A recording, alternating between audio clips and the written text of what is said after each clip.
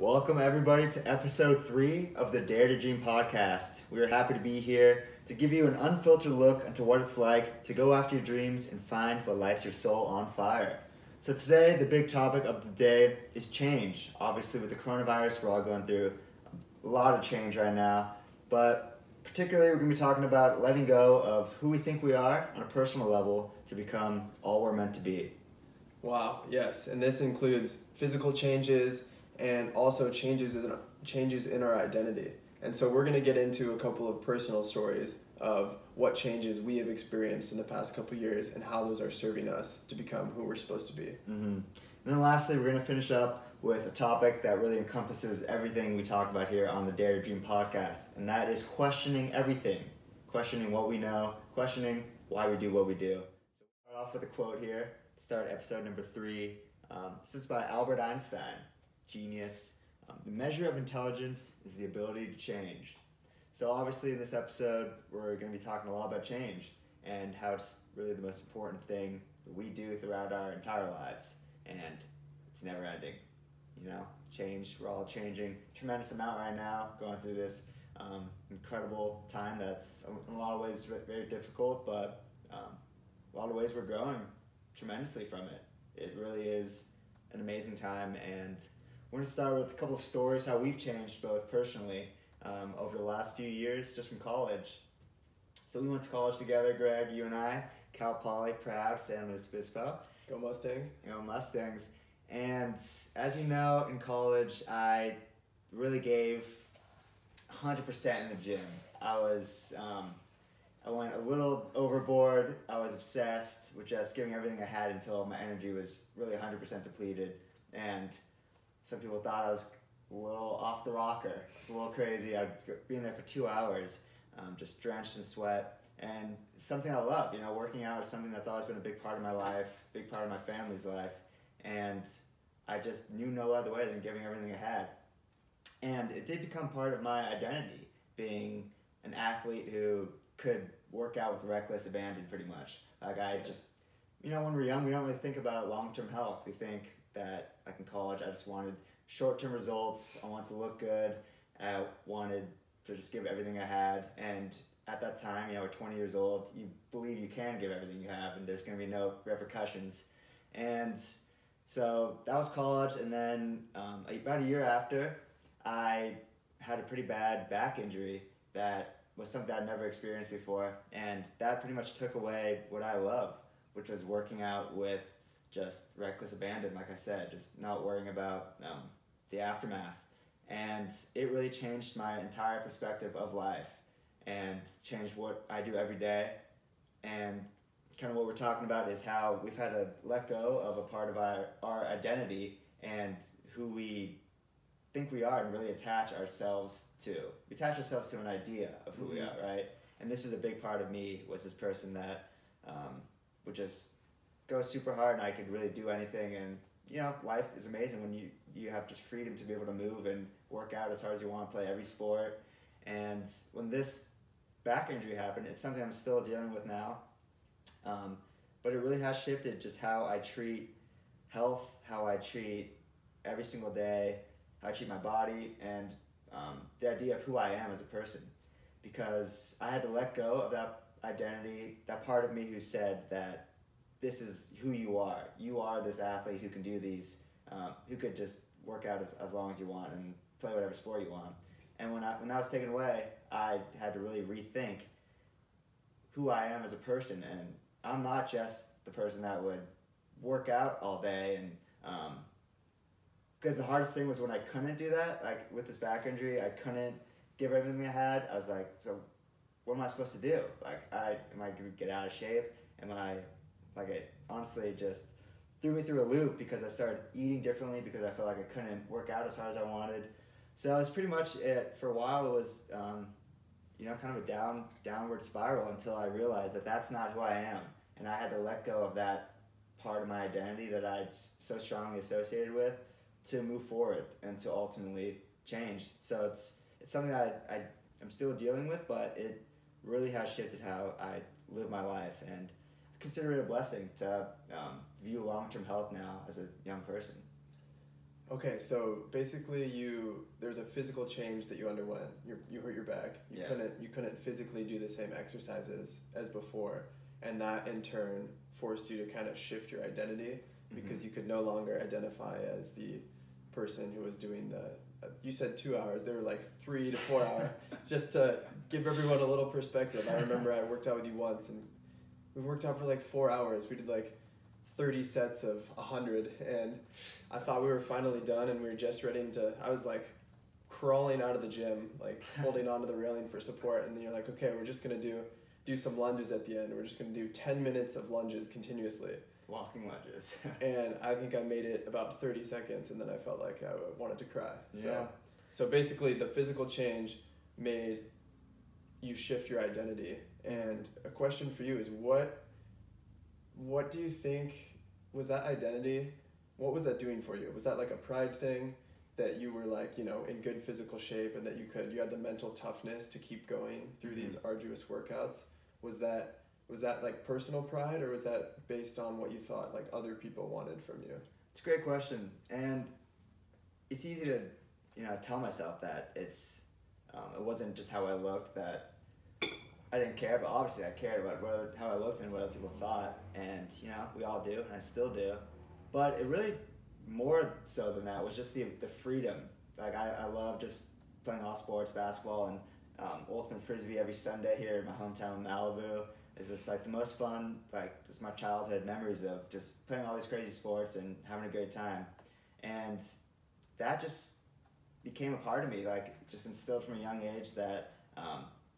I have a family of athletes. My dad was a professional tennis player, and those kind of just always instilled in me that athletes are such an important part of life. Athletics are such an important part of life, and so I guess I just really ran with that idea. Yeah. And when it was taken away, I felt like I couldn't give my all in other stuff because I couldn't give my all physically as well. And I think that was a big learning curve that I'm still continuing to adjust my entire lifestyle and figuring out the balance of everything. That's balance truly is, as we were just talking about, finding the middle way is everything in life. And so it was a little bit of everything, but What did that look like in terms of your behavior change? Like you started doing less weight training and you did like yoga or something else? Or Yep, started with yoga. Honestly, like we talked about in the past, walking. Like, yeah. It's become. I walk every day, like 3 to 5 miles. We just went on a nice walk. We started the morning off with a brisk 4.5 miler. It's because walking, what I'm realizing is health and what I value in life. Health isn't something that you work at for an hour a day in the gym and then you give it up after that. It's a total lifestyle, healthy lifestyle that like working out becomes a part of what you do every day, how you move throughout the day, how I move. So like walking is it's something you can do all day long and kind of breaks up the day, but it puts you in the moment more than anything. Mm-hmm. So I kind of, like this injury, I consider it a blessing because like walking, I'm in the moment, it makes me mindful, it makes me appreciate that day. Like I'm thinking about what I'm going through at the moment. It's time to really just let what's happening really sink in. And so like walking is huge, and a lot more just calisthenics as opposed to weights, just kind of body weight stuff, and kind of trying to put the pieces together. It's not an easy thing. It's like one of those injuries like lower back that like 95% of the population will go through, and there's just not a cure, man. It's so I'm lucky to start learning about it at a young age. Consider myself lucky, and but got to adapt to change. Like good old Einstein said, that's what it's all about, adapting. I think it's really interesting too, because you were telling me earlier that now that you've underwent this seemingly terrible thing, that you feel better for it and more holistically healthy than before. Mm-hmm. And it seems like these things happen to us in our life that at face value seem terrible and bad, but that it's kind of like a shove in the right direction of becoming who we're supposed to be. And so I can hop into my story. That's like a perfect transition for what happened to me. And so in college, I was very different than the person I am now. And I think that I've slowly, and I'm still moving in that direction, I'm moving towards like my true self and who I'm supposed to be. And for me, it was I had both the physical change and the identity change. And so it was near the end of college, I started having physical reactions to drinking alcohol. And I just felt terrible. It wasn't only that my hangovers got a lot worse, those almost killed me, but it was more even in the moment of drinking, like when it's supposed to be fun and you're supposed to feel, you know, courageous and talkative and charismatic, I would feel dizzy and nauseated and sick and just like not full of energy and not really my true self. So I stopped drinking, and like this was at the end of college, after college. And that was a really hard physical change for me, just in the sense that I met you and all of my best friends in a fraternity where it's a social structure that is organized around drinking essentially. And so it really was hard for me because I got really scared that I was going to lose a lot of my good friends, because the foundation of our friendship was based around this thing that we used to all do together and enjoy. And now that I wasn't going to do those things, I really started to question myself. And like, to be totally honest, it was like, why are they going to want to be friends with me if I no longer do the things that they like? And so that was the physical change of not drinking anymore. And then the identity shift was that I just have to become the person that I'm supposed to be, and like the people who love me and who really value my character will be there forever, and like it won't matter that I don't drink anymore. And that's been the coolest thing for me, is like people like yourself, we're closer than ever now, and it really showed me who like my best friends are and the people I'm supposed to spend my life with versus just the casual like drinking buddies and acquaintances. And so that whole shift was tough for me, but it ultimately, now that I am where I am today and I'm very comfortable with not drinking, I feel like I'm no longer wearing a mask, which is a huge relief, because back in college I felt like I was always trying to be someone who I thought my friends wanted me to be, and that was putting on the mask of the fun party guy who was carefree. And whenever I was challenged in terms of my ability to drink or my like competitive nature, I'd be like, I'm not soft, like I can do anything. And now that I'm just embracing that, who I am, and just being myself is so much better. So a big change in that sense that came from something seemingly horrible. When I started having these like physical aversions to drinking, I was really worried, because I thought I was going to lose my friends. I thought I wasn't going to be able to talk to women. You know, I'm not going to bars and stuff like that. But it ultimately was exactly what I needed to kind of push me in this direction, which I'm pursuing now. There we go. Yeah, man, I think, you know, I believe everything happens for a reason, and the universe told us both something through our bodies.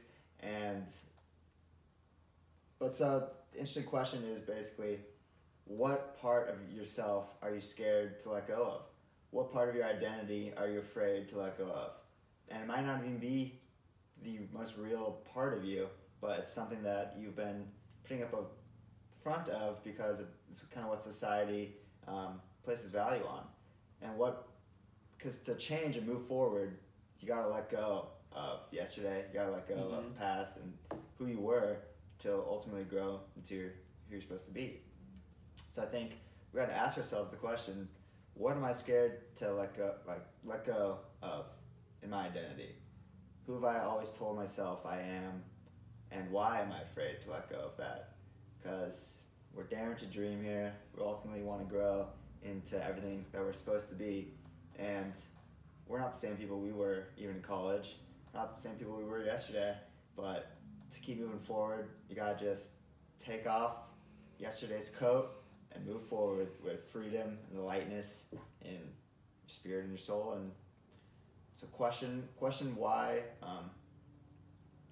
you're holding on to the identity that you used to be. Yeah, and so like to answer that question, for me, the hardest part of my old identity to let go was being the young, successful person in finance. Because I don't know at what age I got this into my mind, but I always believed that I was gonna study business, I was gonna study finance, I was gonna work for a company for a while, I was gonna start my own financial company, and that was gonna be it. And that's what I anchored my worth and my value to. And so the hardest part of quitting my job was going to my parents and everyone around me and saying, I don't want to do finance anymore. Like, this is not who I am. And so I was early in my career and, you know, not that successful. I mean, I was doing well, but compared to people way up in my company, I was just at the beginning. But I had to essentially relinquish all of that success and all of that work that I had built in that direction and start completely fresh, completely new, and with something that's, you know, it's a lot more scary and vulnerable to be like, I want to help other people improve their lives. I want to improve my own life. I want to write. I want to speak. I want to do all these creative things when it was much safer for me to just be the logical, analytical finance guy. And so like that was like my armor almost is, and it really came out the other day is someone asked me what I do for a living now. And like, I almost wanted to slip back and tell them that, oh, you know, I work for a private equity real estate investment firm. And I almost did that. And I was like, I don't work there anymore. I can't lie to this person. So I was like, actually, I just quit my job. I'm founding a nonprofit and I'm a writer and a podcast host. Boom, baby. And it was terrifying. I was like shaking, like telling this, literally a guy who was surfing next to me, like getting in his car, like what I did for a living. But Nice. I felt just like so fulfilled and empowered after that. Dude, that's amazing. And that just goes back to the last episode, getting uncomfortable every day. Like, I consider that day a success just because you did that. Yeah. And like, I felt the same way. Just giving a compliment to somebody. Like, I saw this guy working out at the park the other day, and he was just getting after it, getting motivated. I'm like, damn, this guy's going off. Like, he's firing me up. I'm like, dude, you're like, I'm loving what you're saying. Like, and I was scared to say it. I was like, all right, you gotta compliment, like, say it. Cause I'm thinking this, like, you know. And I'm like, I love what you're saying. Like, really motivating stuff. Just like, keep it up. And we got into talk, and he wants to be on the show. Moses, shout out. Bring you in, but dude, just like, I consider that, I'm like, well, today's been a good day. Just because I got out of my comfort zone and did that. It's constantly challenging yourself, and that's how you move forward. What do you think? So we've both let go of a lot already. What's something that you are still afraid to let go of, or that you know you're gonna have to let go of to become the person you want to be, but it's like there's resistance to that. You're like, I really like this part of me. That's a great question. Yeah.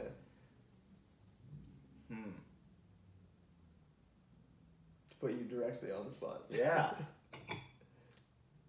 I guess somebody who's quiet. That's always been a big part of my identity. Growing up, I was definitely considered the quieter younger brother.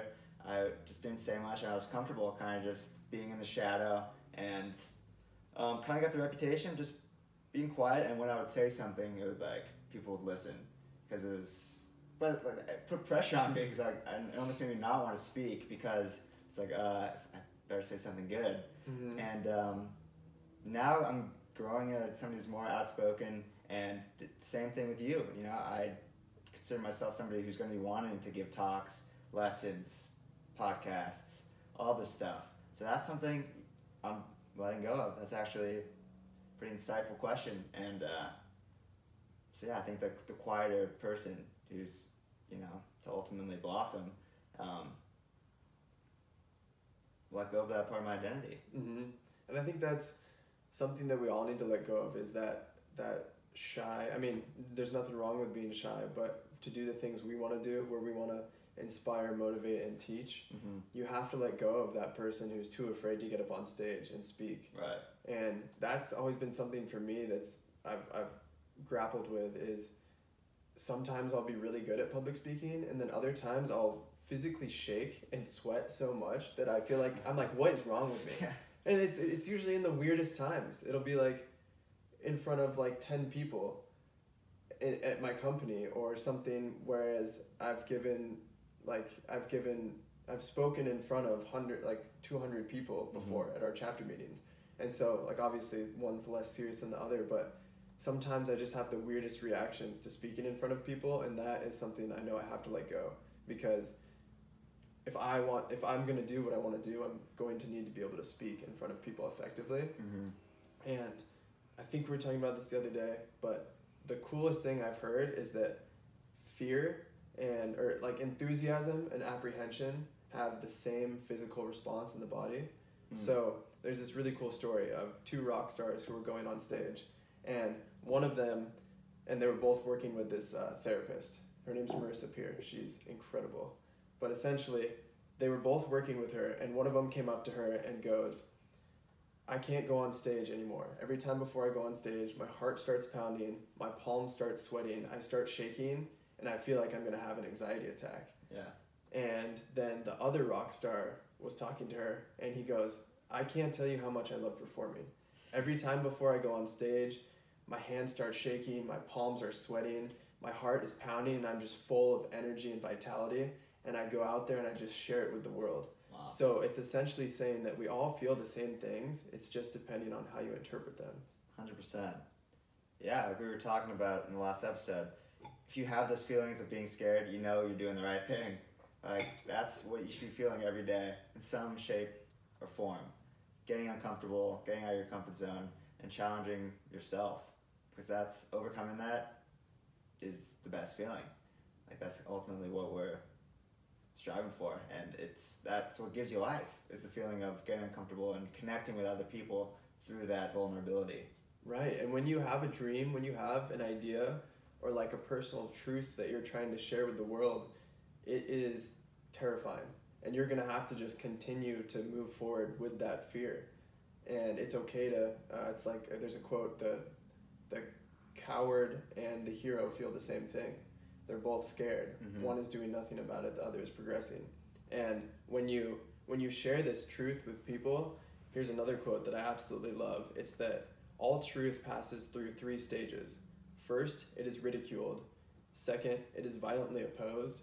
And third, it is accepted as self-evident. And that, I've experienced that on a personal level. The first time I told my parents that I want to quit my job and start writing and speaking and start a personal development company, they like kind of just like laughed a little bit. I mean, not at me, but they're just like, okay, like that makes no sense. And like when I tell my friends, whenever I like pitch it to them for the first time, it's just like they don't really take me seriously. Maybe it's ridiculed a little bit. And then once I start like actually going for something and challenging people's beliefs, I definitely get pushback. And I mean, we're going to get lots of pushback with this podcast. There's going to be people out there who think that we are just entitled millennials sitting here and discussing unrealistic topics. Right. But that is, everyone's entitled to their own opinion, and we're just doing what we're supposed to be doing. Exactly. And then I love the third part. They say, third, it's accepted as self-evident. So basically, some topic or question that everyone opposed and thought was ridiculous is eventually known throughout history as being self-evident. And a great example of this is like every scientific discovery. Yeah. It was Copernicus. He determined that the Earth was not the center of the universe and that it was actually the sun. Yep. And I mean, he was crucified. He was literally thrown in prison and like stripped of all of his title and prestige. And the church was like his greatest enemy. And then it took like, I don't know, like 200 years. And then the U.S. government was like, oh yeah, he was right. Yeah. So. It's unbelievable. Yeah. You know, like we were talking about before, when you try to inspire people, there's always going to be people who just don't get it. They don't believe in it. But we're not doing it for them. We're doing it for ourselves and for the people who do care and will be open-minded and take the change and be willing to change. And that's kind of the biggest thing. I think one other thing we wanted to touch on is with the physical change and the identity change and just the world changing. So the coronavirus has really revealed that all of the systems and paradigms we had in place are super fragile. Mm-hmm. Things that we thought were 100% rock solid have been completely destroyed in the past couple months. I never would have believed that there'd be a time when you can't go out with your family to dinner and just like enjoy a meal together. Mm-hmm. And so these solid paradigms we had and just working from an office, all of that kind of stuff, they've just been absolutely shattered. And I think that was one of the biggest topics we wanted to touch on today. Mm-hmm. Is just the concept of questioning everything and questioning it not from a place that you know better, but just be willing to ask questions about yourself, about what other people tell you, about what society tells you, and just really go search for the truth if it doesn't feel right to you. Exactly. And I think what ties into what are you scared of to let go in your identity, it's questioning yourself every day with kind of everything. Why do I feel this way? Why do I believe this certain belief? Is it just because I'm supposed to believe it? Am I supposed to believe this brings happiness? Am I supposed to believe I'm this person that I was 5 years ago? Or am I a totally different human being now? It's questioning literally everything, because we are here because of it. Society over time has kind of woven this weave of artificial truths that we kind of buy into. And so I think this is a good time to jump into this question. And just with coronavirus and just all the uncertainty in the air, now this is the Dare to Dream podcast, and we're questioning what kind of who we are as people. And we want you to question if you can do anything with your life, if you could do anything with your day, and money was not an object, it had nothing to do with it, what would you do? What would you want to do? Would you want to put a game of bocce ball together with your buddies? Would you want to write a novel? Would you rather want to write a screenplay? Would you want to be a doctor? Anything? Start a nonprofit? Like, what would you want to spend your time doing that will fulfill your soul more than just a means to an end of making money right now? And kind of ties into, you've been getting the question a lot of how we've kind of done this. How we've been able to quit our jobs and pursue the uncertainty of being freelancers and kind of going after what we're passionate about.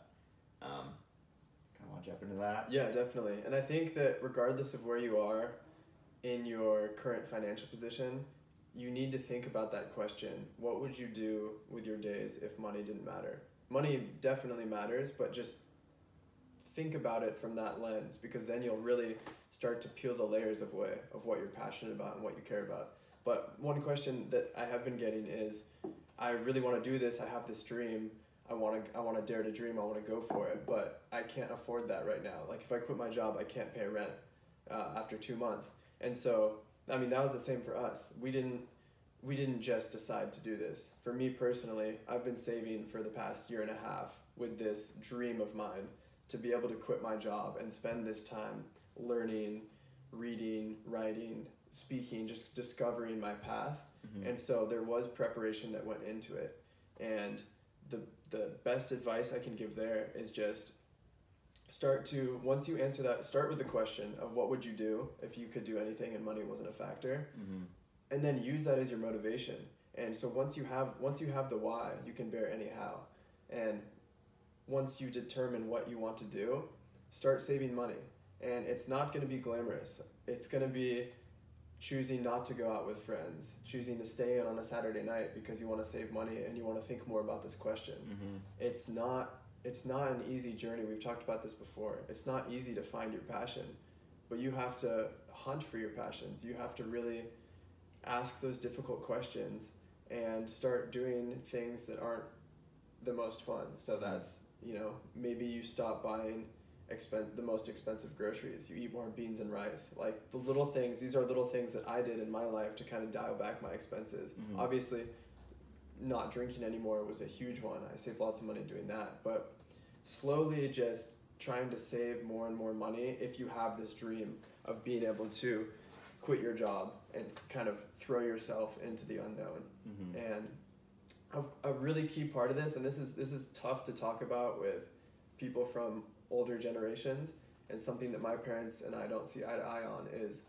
I think there's a really fine line between being frugal and saving money and living in a scarcity mindset. Because I was raised in a household where saving money is super important. I identify as a saver. I save my money.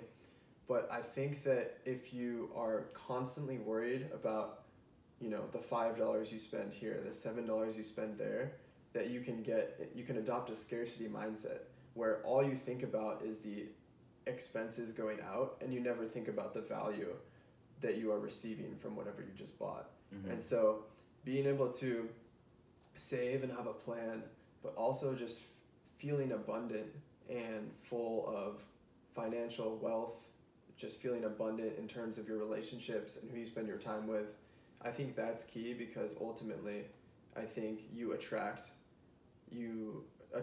what you feel. Mm-hmm. And so if you feel abundant, you're going to attract abundance. If you're constantly counting pennies and always worrying about how much everything's going to cost you, then I think you're going to kind of have that scarcity mindset and be stuck in that. Totally. That's a great point. And I think for both of us too, we both had kind of been saving and working real estate, even finance. And so we did have some money saved up, and we were both kind of starting to do this stuff on the side. I've been writing for several years, just straight out of college, but we both got to a point where we couldn't kid ourselves anymore. We're and just with this whole timing of all of this, and which this kind of makes this an interesting time and a good time, I think, to go after, at least start questioning what you want to do, what you truly want to do. But we got to a point where it was the last straw that broke the camel's back. I couldn't not do this anymore. I couldn't not write anymore and start this. It's just kind of 1 foot in, 1 foot out, and I just did not feel like myself. And I just had to take a shot and begin being who I'm meant to be. And I think it's the same thing with you. You were saying earlier, you can't imagine still being at the job 3 months ago when you were still there. It just felt like a different person, right? And yeah, someone said this to me as I was getting ready to quit, or it was actually when I posted something for the first time about me quitting, and they said, one day you're gonna look back on this and believe, and you won't be able to believe that you almost didn't do it. And that's how I feel now. I look back at where I was 3 months ago, and I don't know how I was getting by. I felt like a complete failure every day that I was going to work because I knew that I was giving up on my dreams. I felt like there was something greater I was supposed to be doing, and instead I was just settling and accepting the day-to-day of a job that I didn't love. Mm-hmm. And I don't think we have time for that. I mean, we all know that life is short, but you just simply cannot settle. That's my opinion. And it's tough. It's really hard. And so it's not going to be glamorous when you decide that you need to make a shift. But once you get to the point where staying is not an option, mm-hmm. then you just start making it work. Exactly. I literally started selling stuff to make, to save money. I stopped going out. I would just choose the option that was going to serve my future dream and my future self the most. Mm-hmm. And so a question I started asking myself a lot is, what would the best version of myself be doing right now? What would my future self be doing right now? So we covered a lot of topics today, a lot of really important stuff, ranging from physical changes in our own lives to pieces of our identity that we have to let go in order to pursue our dreams and pursue a new path. But I think the biggest thing, at least the most impactful for both of us that we want to leave you with, is this concept of questioning everything. And one of my favorite quotes of all time just really drives this home. And the quote is, "When you grow up, you tend to get told that the world is the way it is, and your life is just to live inside the world. Try not to bash into the walls too much. Try to have a nice family life, have fun, save money. That's a very limited life. Life can be much broader once you discover one simple fact. That is, everything around you that you call life was made up by people no smarter than you, and you can change it, and you can influence it. Once you learn that, you'll never be the same again." And that's by Steve Jobs. And yeah. that quote for me, just not saying that I'm as smart as Steve Jobs, but it really just kind of opens up the possibility to question things that you previously thought were unquestionable. Mm-hmm. To question the societal norms or even the way your parents raised you, things like that. Everyone's just doing the best they can with what they have. Exactly. And this quote, everything in life was created by people no smarter than you, really just gives you the power to ask these questions and to think of living a different life. And for me, that gave me the personal power to overcome my fear of leaving the identity I had and to really put myself out there and dare to dream.